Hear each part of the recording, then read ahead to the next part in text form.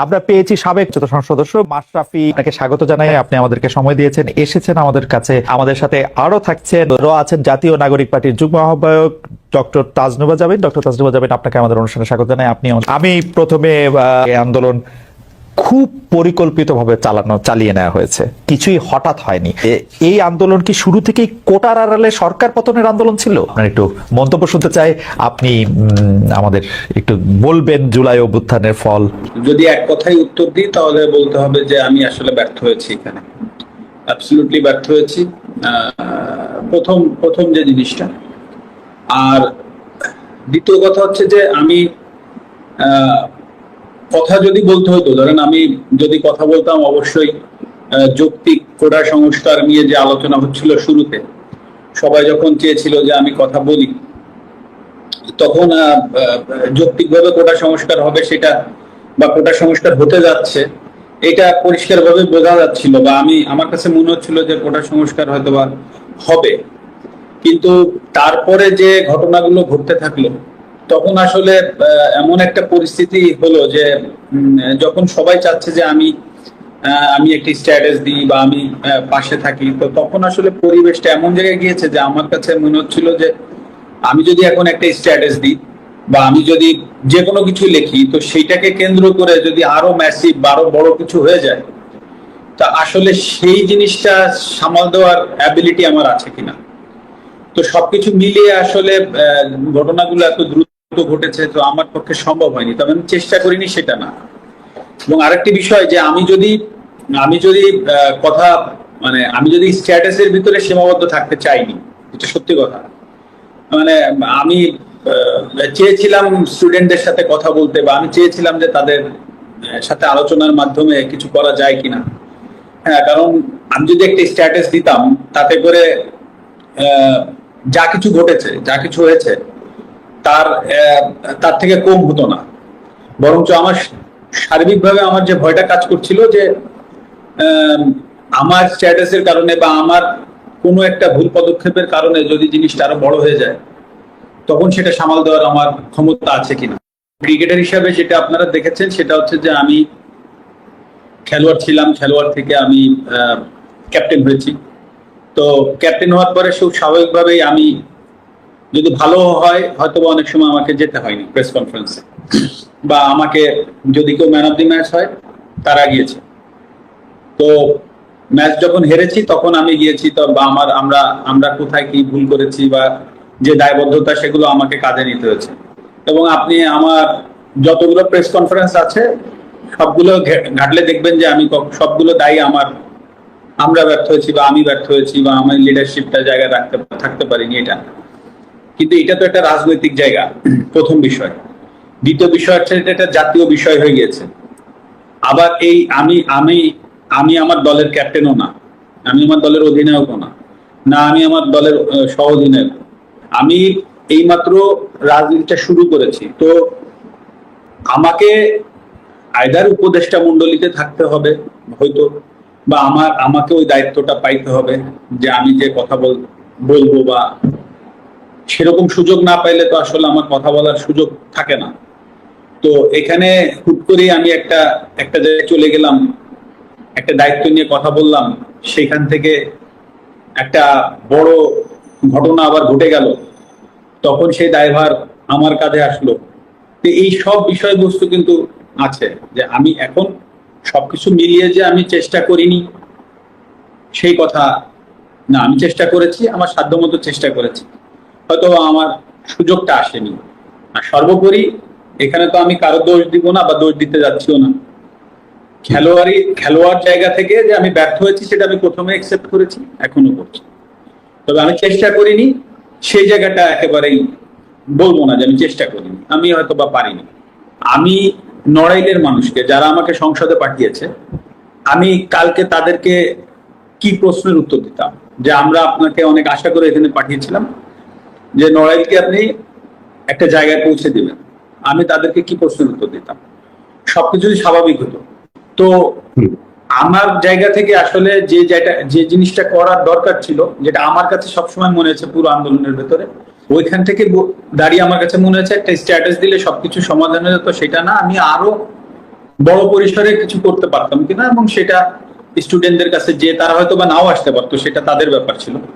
কিন্তু আমার হয়তো বা ওই খারাপ লাগাটা থাকতো না যে না আমি চেষ্টা করিনি বা চেষ্টা করে পারিনি, সেই জায়গাটা হয়তো আমার থাকতো না। কিন্তু সেটা পারিনি, যেটা বললাম যে ব্যর্থ হয়েছি, পারিনি। আপনাকে আমি বলতে পারি যে আমার মেয়ে সে ইনস্টাগ্রাম ইউজ করে, আমার ইনস্টাগ্রাম থাকলেও আমি ফলোয়ার না।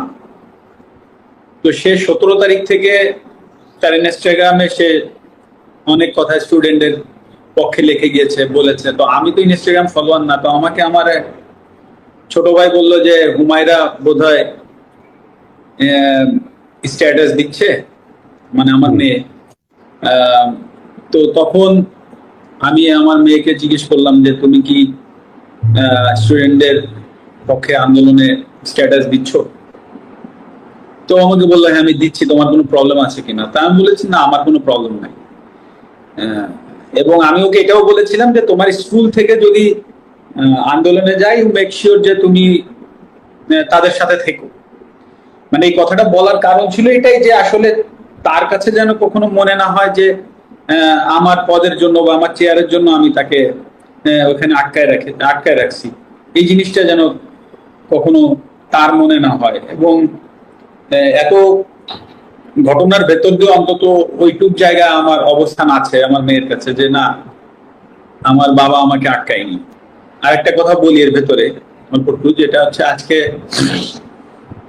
কোটা আন্দোলনের যে স্টুডেন্টরা আছে বা যে সমন্বয়কের ভেতরে একজন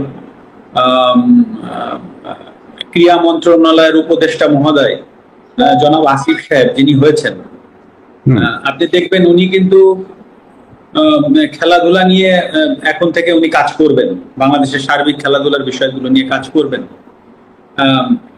এখন যদি আল্লাহ না করুক কালকে একটা প্রবলেম হয়, আল্লাহ না করুক যদি কোনো একটা খেলাধুলায় কোনো জায়গায় প্রবলেম হয়, উনি কিন্তু প্রধান উপদেষ্টা মহোদয় ডক্টর ইউনূস স্যারের কাছে যাবেন, বা সিনিয়র উপদেষ্টা মহোদয় যারা আছেন উনাদের সাথে আলোচনা করে এসেই কিন্তু উনাকে স্টেটমেন্ট দিতে হবে। It's very simple. কারণ উনি একটা দায়িত্বশীল জায়গায় আছেন। তো হুট করেই একটা সমস্যার সমাধান উনি একা কিন্তু এসে এই আপনাদের সামনে, মানে প্রেসের সামনে হুট করে বলে ফেলতে পারবে না। তো দায়িত্বশীল জায়গাগুলো কিন্তু অনেক কিছু চিন্তা করে কথা বলতে হয়। তো সেই জায়গা থেকে সেই জায়গাটায় কিন্তু আমি ছিলাম। হ্যাঁ, আপনি আমাকে খেলোয়াড় মাশরাফি বলছেন, আমি সেভাবে উত্তর দিচ্ছি, কিন্তু এট দ্য সেম টাইমে কিন্তু আমি একটা দায়িত্বশীল চেয়ারে বসেছিলাম। তো হুট করেই আমি কিন্তু ফ্রন্টে এসে একটা কথা বলে দিলাম, আর তাই নিয়ে একটা বিশাল আরো বড় কিছু হয়ে গেল। সেটার ট্যাকেল দেওয়ার ক্ষমতা আদৌ আমার আছে কিনা, বা বর্তমানে যারা কাজ করবেন তাদেরও কিন্তু এই জিনিসগুলো ভেবেচিন্তে কাজ করতে হবে। তো এটা কিন্তু ভেরি সিম্পল ব্যাপার। তো আমি যেটা বলতে চাচ্ছি যে হ্যাঁ আমি ব্যর্থ হয়েছি, কিন্তু আসলে আমারও তো সীমাবদ্ধতা আছে বা ছিল, এটাও কিন্তু সত্য কথা। কিন্তু সেটাকে যে আমি এক্সকিউজ হিসেবে দাঁড় করাচ্ছি সেটা না। কারণ মানুষের দাবি ছিল, প্রথমত আমি একজন খেলোয়াড়, তারপরে আমি সংসদ সদস্য। আমি খেলোয়াড় থেকে আমার পরিচয় মাশরাফি না হলে আমি অবশ্যই ওই সংসদ সদস্যে আমার যে ডাক নাম ছিল, আমার নড়াইলের মানুষ চিন্ত কৌশিক নামে, সেই নামে আমি নিশ্চয়ই সংসদ সদস্য হইতে পারতাম। তো খেলোয়াড় মাশরাফির জায়গায় যে আমি ব্যর্থ হয়েছি সেটা কিন্তু আমি একবারও বলছি না। বাট আপনি এট দ্য সেম টাইমে ভাবেন যে আমি একটা সংসদ সদস্য ছিলাম একজন, সেই পজিশন থেকে হুট করে আমি একটা মন্তব্য করার থেকে বরঞ্চ আমি ওইখানে যে সমাধানের চেষ্টা করাটা আমার জন্য আরো ইজি হইতো, বা আমি সেটাই চেষ্টা করেছি, সেটা হয়তো আমি পারিনি। সেটাই আমার ব্যর্থতা। এক কথায় উত্তর দিলে অবশ্যই তাই। কারণ আমি তো প্রথমেই বললাম যে আমি তো আসলে প্রথমে আমি খেলোয়াড় মাশরাফি, তারপরে ওই মাশরাফি থেকে পলিটিক্যাল মাশরাফি। তো যদি এক কথায় উত্তর চান তো অবশ্যই আমি ওই সময় স্টেপ আপ করতে পারিনি।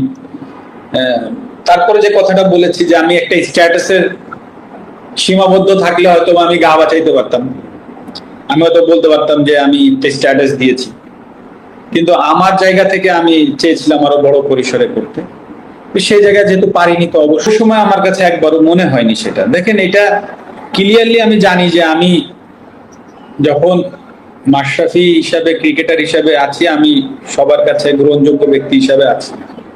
কিন্তু আমি যখন রাজনীতিতে যাব তখন অবশ্যই কিন্তু আমি ওই চ্যালেঞ্জটা নিতে চেয়েছি যে না, পলিটিক্সটা আসলে করে মানুষের জন্য কিছু, পলিটিক্সটা তো এই জন্যই মানুষ করে বা করতো বা করে, আমি যেটা জানি যে মানুষের উপকারের জন্য বড় পরিসরে মানুষের জন্য কিছু করা যায়।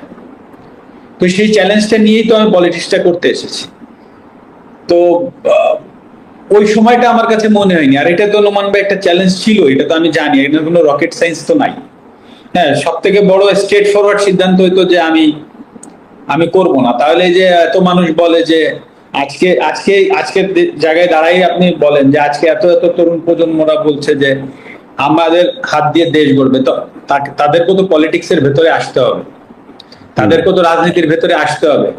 অরাজনৈতিক ব্যক্তি হিসাবে তো আপনি 5-10 জনের উপকার করতে পারবেন সর্বোচ্চ জায়গা থেকে, কিন্তু আপনি যদি রাজনৈতিক ব্যক্তি হন তখন আপনি হয়তোবা হ্যাঁ গালি খাবেন, আপনি আপনার সমালোচনা হবে, কিন্তু আপনি অনেকগুলো মানুষের একটা এরিয়ার একটা একটা মানে বড় পরিসরের একটা কাজ করার সুযোগ পাবে।